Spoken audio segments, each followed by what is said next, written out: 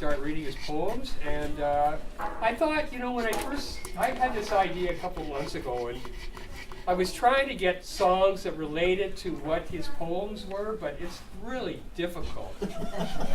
So if I see what I play seems to be irrelevant, it's because it is a lot of the time. But this poem here is not irrelevant at all. So you can start out with page number 85 there, Dad. Do I need a mic? No. Yes. Yeah, you will. Like, I think you should. well, I don't know how to set that. Oh, you can't. We haven't got one. 85. Okay. Shh. He doesn't like interruptions. When I turned 90, I said, what can I do?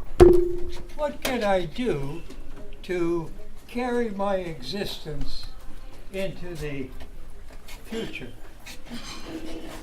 It happened day before yesterday. Day before yesterday, I went to McNally Robinson. I signed a contract, and they published my book of poems. And it's going to go on bookstores right across Canada. Now he's going to move into Morro del Lago. I'm supposed to read. Oh, this is important. 85. You just look outside. Last night we had a big blizzard. Mother Nature is an artistic wizard. She covered all the bushes and trees and bushes and buried all the sand. I went out this morning to a winter wonderland. There we go. So I'm going to play two songs. One of them is What We've Lost, and one of them is Where We're Going. So, and I love both of these songs a lot. So, just a minute. I got it. Most of the songs I know by heart, but this one I don't. So I'll start off with what we just left, okay?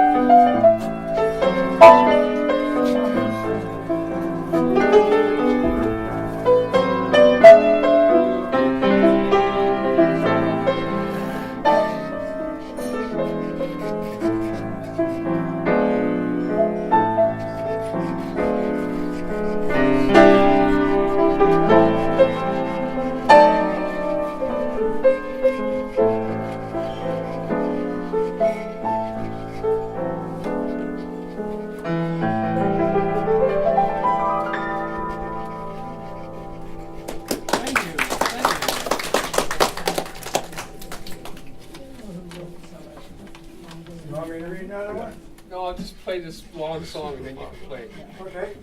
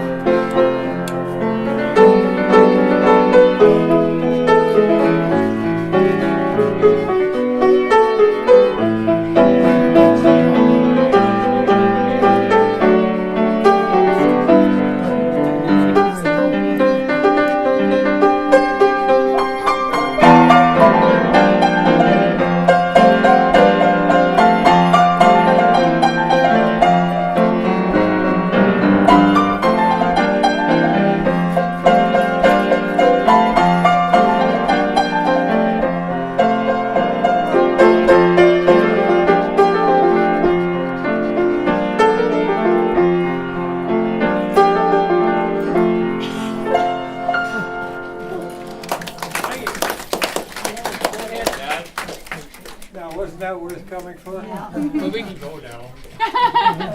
No. Okay, you start off with, okay, 1, 2, 3, and 5. Okay, I'm supposed to read 1, 2, 3, and 5.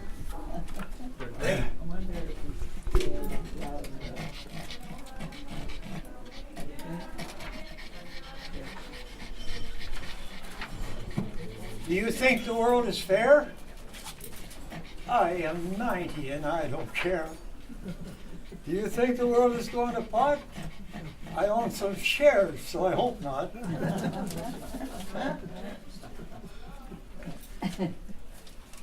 When you're young, you look ahead. When you're old, you look back instead. You remember all the good times. You get old and you resort to rhymes. That's great. One more. When I was a child, I want to mention this before I read the poem. But when I was a child, I rode home with a neighbor on a load of hay. And I was 10 years old and he was sitting beside me. And a car drove by. And he turned to me and he said, you know, he's afraid to wake her in the middle of the night. Now, what did that do to me? I didn't understand what he was talking about. But he treated me like an equal. And I want to tell you that we should all treat our children like equals. And you'll see that they survive much better. Don't treat them like children. Am I supposed to read another one? You got 1, 2, 3, and 5. Okay. They're all great. So I said, when I was a child, two outside my home treated me as I was full grown. And I never forgot that because they were equals. And here's the next one. I was born in 28. Maybe a little too early and maybe too late. So I lived all through the 30s. And I can tell you why they were called the Dirties. That's right, so It's interesting. I'm the last generation to have survived and you people out here are the last generation, most of you, to have lived through the 30s. And we can't congratulate you for that except the fact you survived. Go ahead. 1, 2, 3. You read 5? 5? Read I 5. just read 5. Okay, Oh, read it. yeah. Yeah, you didn't read 5. And read 9 as well. You can read 9. I was born in a family of 5, 4 of whom are still alive. It's true. My grandpa died. My grandpa lived for a century plus. And I hope his DNA is installed in us. My grandpa went up and downstairs every day of his life till he lived to be 100 years and 4 months old, and one day he didn't come down.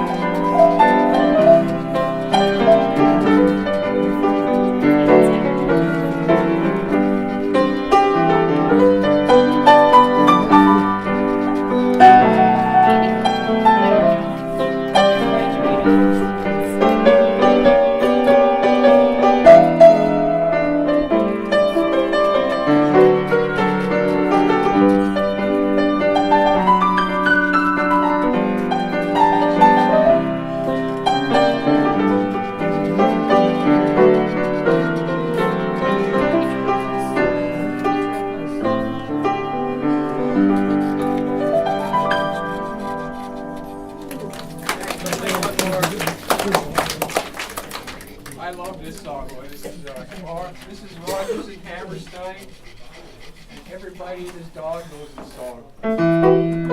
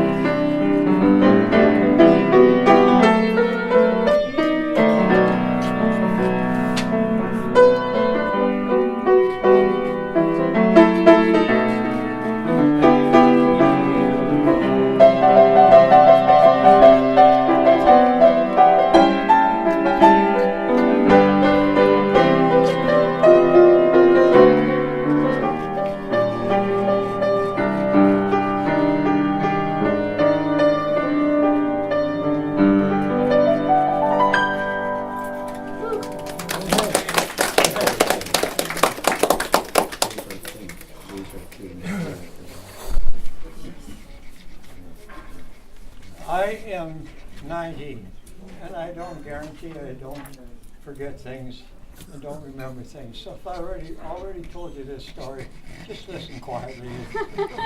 Don't bother. I use the telling. same line, actually. You've heard this joke before. Just pretend you haven't heard it. I know. And laugh anyway. That's right. That's That's exactly right. No, he just confused me. Sorry. When I turned 90, I said to myself, what have I done that will fulfill my existence into the future? And I said, I'll write a book. And day before yesterday, I went to McNally Robinson and I signed a contract and they just published my book. And it was on bookshelves across Canada. Did I already tell you that? Yeah, you did, but Well, I'm that's going to okay. tell you it again. No, you didn't. But the book's now we're gonna price is up to $15 instead of 10. See, I told you, I gotta prove, I gotta mine somewhere back there. 4. Start with 4. 4, And then 46. Yeah. okay. Number 4. I was born in 28. Maybe a little too early or maybe too late. So I lived all through the 30s, and I can tell you why they were called the Dirties. And 5, you want me to read? Yeah. I was No, born. Dad. Yeah, just a second. Oh, darn, I've got the wrong. It runs in the family. Sorry, Dad. Runs in the family. Read I know. 4. Did you read 4? I read 4. Yeah, okay, and 46. Okay, 46. 46. Ooh, we're really Jumping ahead Well, fast. we're moving around. We're trying to keep the themes the same, you know. 46. I hope you like our hats. They're, Keep going now. they're bowler hats. Yeah, we They know make that. us look like entertainers. Well, don't listen closely, just look at us. In 29, there was a great alarm. The death adjustment took my dad's farm. It was, 28 was a good year, 29 was a stock market crash for those of you who are as old as me, and it was a terrible time.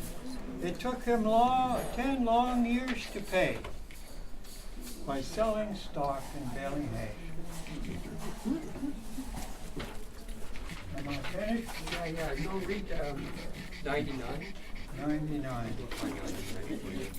Sounds like my age. We'll get this right. Yeah, this is a great one. During this is a true story. All of them are. They're all based on actual incidents that I experienced.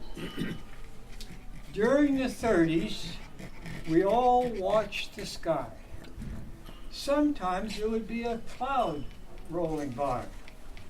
My dad would just say, "Look at their track. They're only empties going back." That's a true story. True. One more, 53. 53, find it. I can't read, I can just speak. Oh yeah, you like that figure. Oh, this one's interesting. The Bennett buggy was an invented contraption. It was made from a Model T adaptation. More affordable than more comfortable than the old Democrat, and it needed no gas. So that was that. Does everybody know what a Bennett buggy was? Oh, yeah. Sure. Anybody not know? Okay. Well, it was a Model T because in the 28s, or the 1928 up to 28, things were quite prosperous. A lot of people owned Model Ts. The 30s came, they couldn't buy a gallon of gas. So they took the Model T and they took out the engine, they added a tongue and a whipple tree, and hooked on a team of horses and rode around free. And they named it after R.B. Bennett, who was the Prime Minister of Canada. So it's called a Bennett wagon. Bennett buggy. Yeah, like I said, in the States they had Hoovervilles. After Ed Edgar Hoover, you know, they had Hoovervilles. Like they were hobo jungle. Anyway, I'll play this. This song is called "Brother, Can You Spare a Dime?"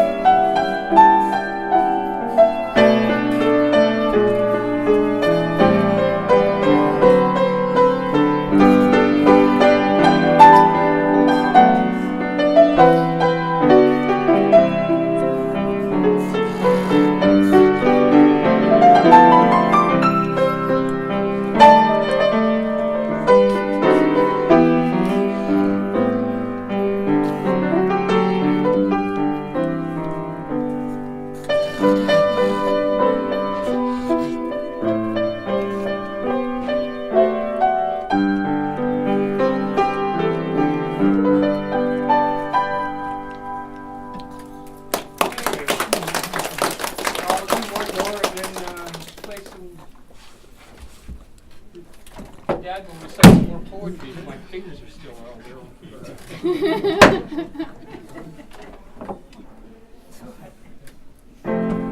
This is Love's Old Sweet Song. This was written in the 1880s, and I really like this song.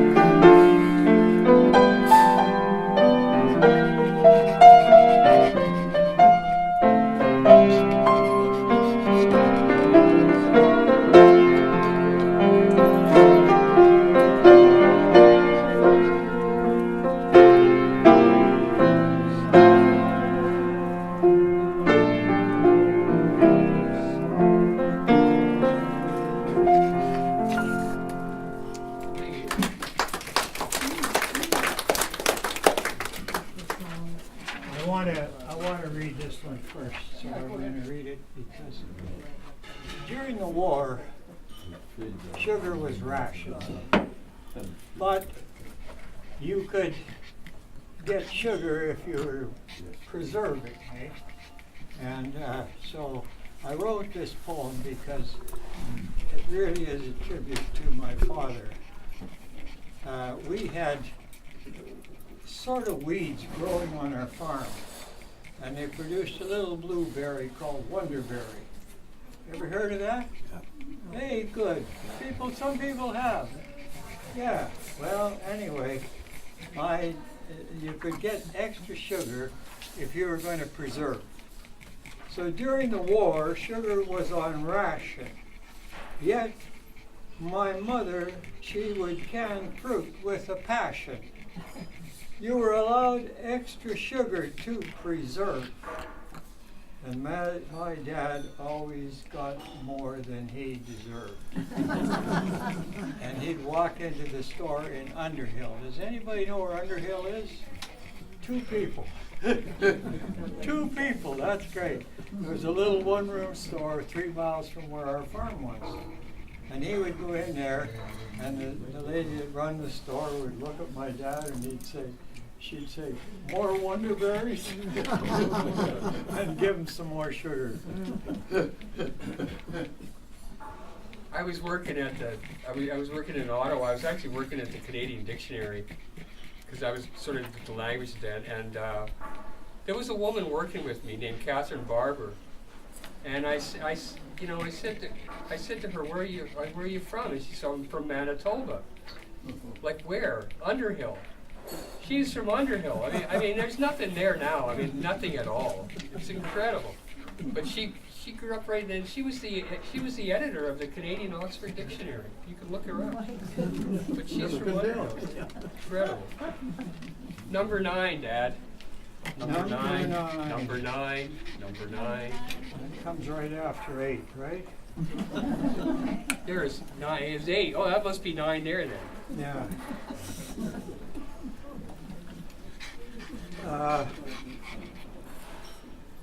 My brother died in World War II.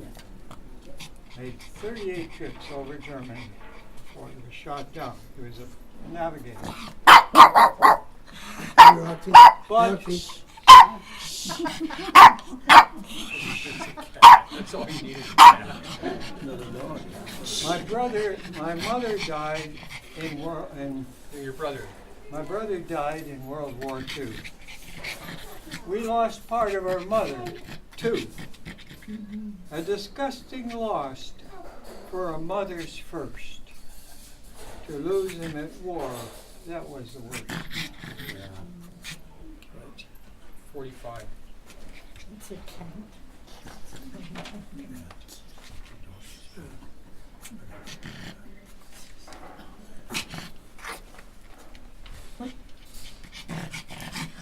also like big family dinners. As I grew up, they were all winners. My mother could make divinity fudge, the best candy ever judged. Does anybody know? Everybody hear anybody make divinity fudge? Yes, you do. Hey? You do. Yeah, it's pure white. Yes. Pure white. Absolutely wonderful fudge. Here, I'll find a 77. Are we starting to bore you yet? Oh no, I went through this book and I'm the one who chose the poem, so maybe. But this gives you an idea where we lived, Which one? The one about Hartney. Oh, Hartney, Manitoba. I grew Hartney. You grew up in Hartney. I grew up in Hartney.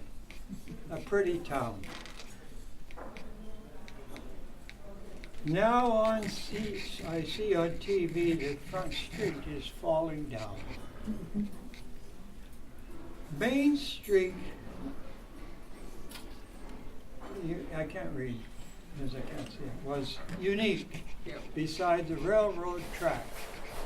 Saturday night, it was interesting. It tells you a story about the times. Because everybody went to town Saturday night and they paraded up and down the streets. But the local people, 5 o'clock, they got in their car, they drove it down and parked on Front Street. So they would have the best place to sit and watch the crowds go by. So the country people had to park in the parking lot. Am I finished? No, you're not finished. You're good, just getting started here. 63. 63. This is another local thing here. Our horses could cause us a surprise. Oh, I just got a picture of Whitewater School. Whitewater School was a one-room school that I went to. And if anybody wants to get a good education, I recommend you go to a one-room school. You know why? You hear the lesson, by the time you get to grade 8, you've heard it 8 times. You don't need to listen anymore, so the teacher sends you to help the kids in grade 2, 3, and 4, and you learn it all over again. It's an amazing educational system. People don't realize that. Now you go to a city school, you got 30 kids in a class, teacher doesn't know all their names. Totally different.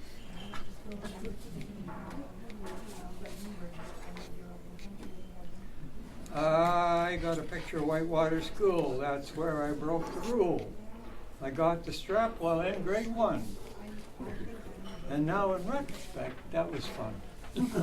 I got the strap because everybody carved their names on the desk.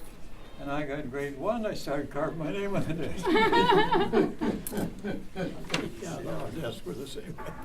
Let me tell you this story. Country school. It's in my mind and it's such a picture. This guy was in grade 8 and he did something wrong. And the teacher says, all right, you stay after school and you get the strap. Now ours was a one-room school and it had a platform. You went up a few stairs and that's where the teacher's desk was and so on. So come 4 o'clock, this guy gets back, he gets his coat on and everything else, and the teacher's got him all lined up. In the meantime, one of the older students has opened the window. The teacher gets ready to give him the strap. He steps sideways, up the stairs, out the window, onto a horse, and I can still see him disappearing into the distance. That's a true story. That really happened. Okay, read 87 first, and then I'll play some stuff. Why do some people why don't some people honor their parents until they're dead? I guess we're concerned with getting ahead. If I could meet my mother and father, I'd be pleased to tell them I would choose no other.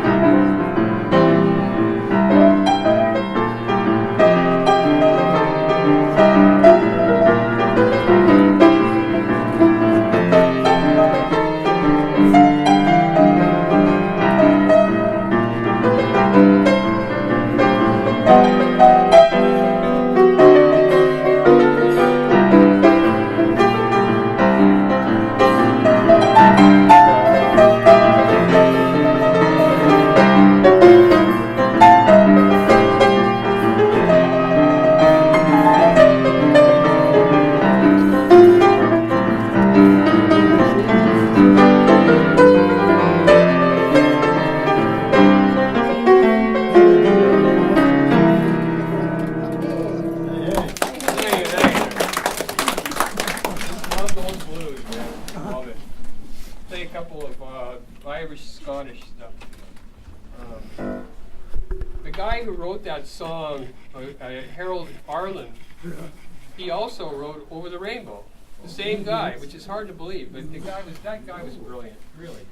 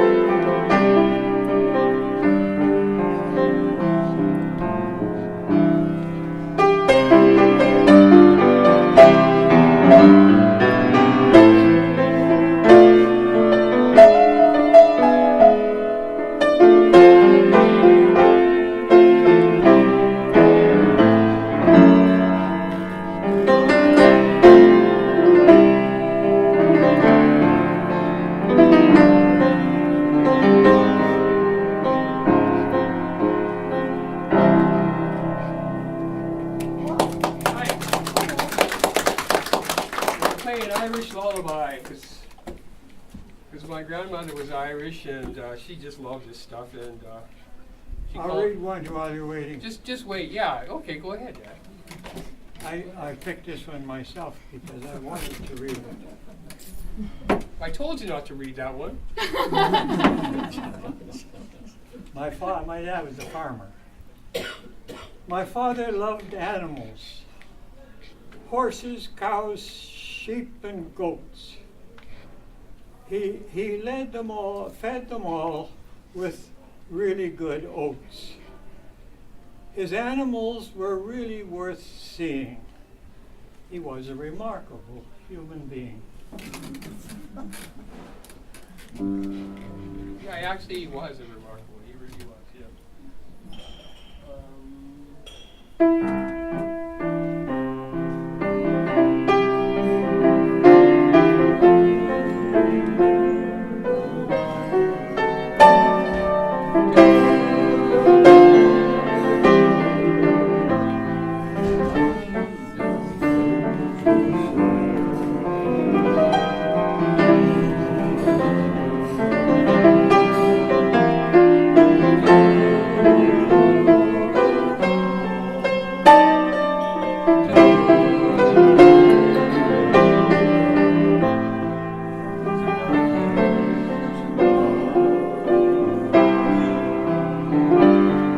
I'll play it once again. I really like the singing. I really like that.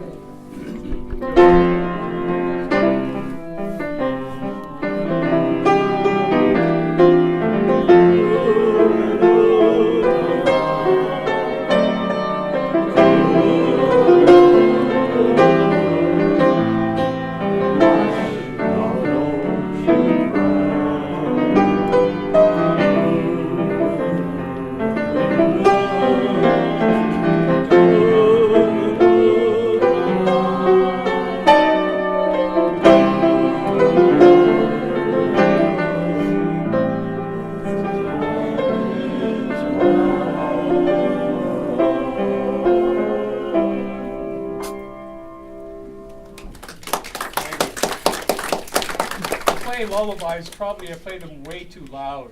I like to play loud. My best time as a boy was to get on a horse. We all then rode bareback, of course. Yet my last wish would be to mount a lusty steed and head down Doomsday Trail at a record speed. Try 91. That was 91. Oh no. 91 and I'm trying then 94.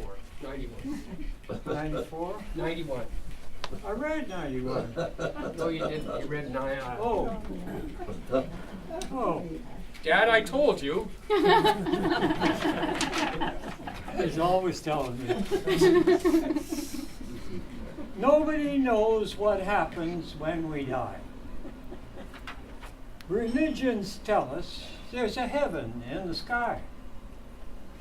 I've tried to figure, but I just don't know.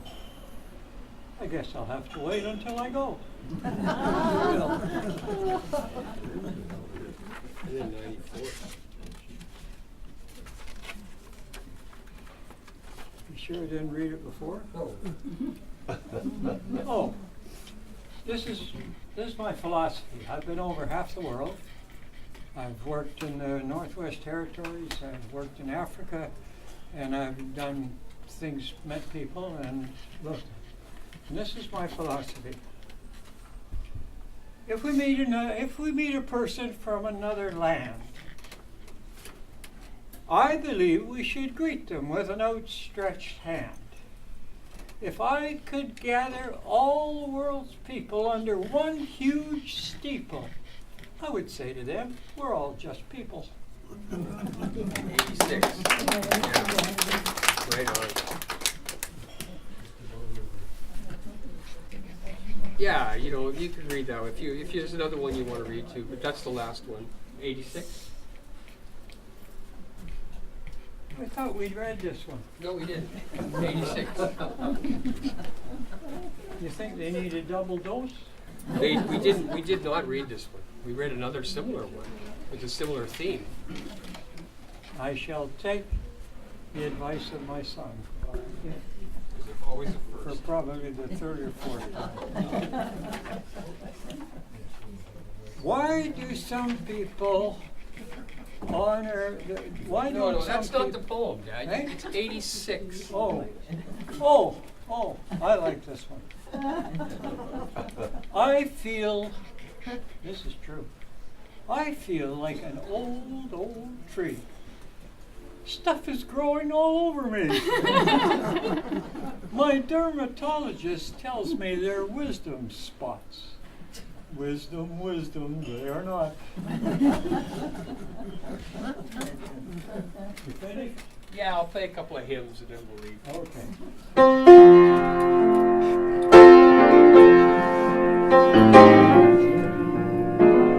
Please sing along.